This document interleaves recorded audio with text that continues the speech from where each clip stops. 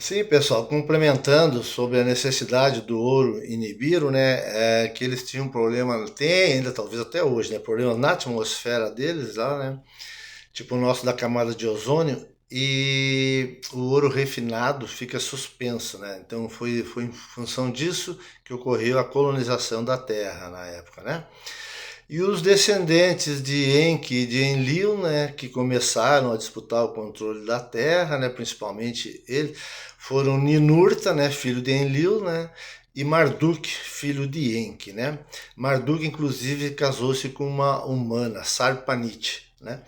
E aí começou já o Adapa, né, o Adapa e Ninti, eles a data, mais ou menos a datação deles é de 100 mil anos atrás, né?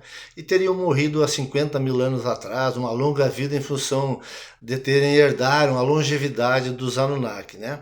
Porque os mesmos que chegaram aqui há 400 mil anos já na idade adulta, né, estavam aqui até 2, 3 mil anos antes de Cristo, uma coisa assim, né? Então, a partir de a geração Adapa, né, de Adão e Eva, ela começaria há 100 mil anos atrás. Né? E também eles tiveram, o Enki teve um outro filho com uma humana, né, que se chamava Ziusudra. Né? Ziusudra, Atrahasis, né, depois o Napstin, né, da epopeia de Gilgamesh, né? O que aconteceu foi que com esse cruzamento das duas civilizações foi gerando inquietação entre Enlil, né, e a família dele, principalmente, que não estavam gostando dessa ideia de verem os Anunnaki se misturando com as humanas, né? Se relacionando, porque não foram só o Enki, foram os Igigi, era a turma Anunnaki que ficava em Marte, coordenando a subida das naves maiores para Nibiru, né? Esses também levavam, casaram-se com humanas, né? Porque eles vieram em torno de 900 na época do início, né? No início quando vieram, mas vieram poucas mulheres, né, comparado com a quantidade de homens, né, de Anunnakis, machos e fêmeas, né. Mas o que aconteceu foi que eles não estavam gostando muito desse cruzamento aí, né, entre duas civilizações, né, principalmente a família do Enlil, né. A do Enki não, porque ele já tinha sido protagonista, o filho dele, o Marduk, casou-se com uma humana, e teve outros que também descendentes deles casaram-se com humanas também, né. E aí acirrou um pouco a disputa pelo controle da terra, já começou uma rixazinha entre o Marduk e o Ninurta e tal, tal. Resumindo, eles viram que em determinado momento o Nibiru ia passar mais próximo da Terra, né? E talvez alguma coisa fosse acontecer, né? Como aconteceu, né?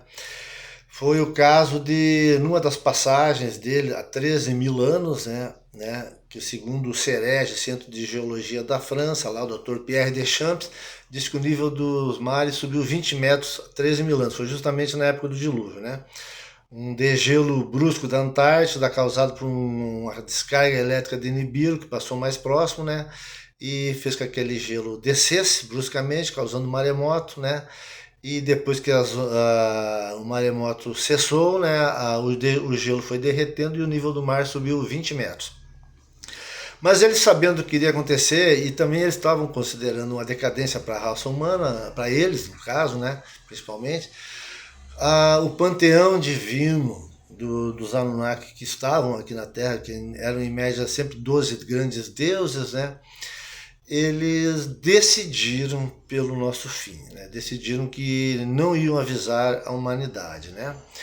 Mas foi aí que surgiu um mensageiro do Criador de tudo, chamado Gaozu, que visitou Enki numa noite e passou através de visões, sonhos, alguma coisa assim, né? Que ninguém sabe realmente. Eles é que saberão dizer um dia como foi que isso aconteceu, né?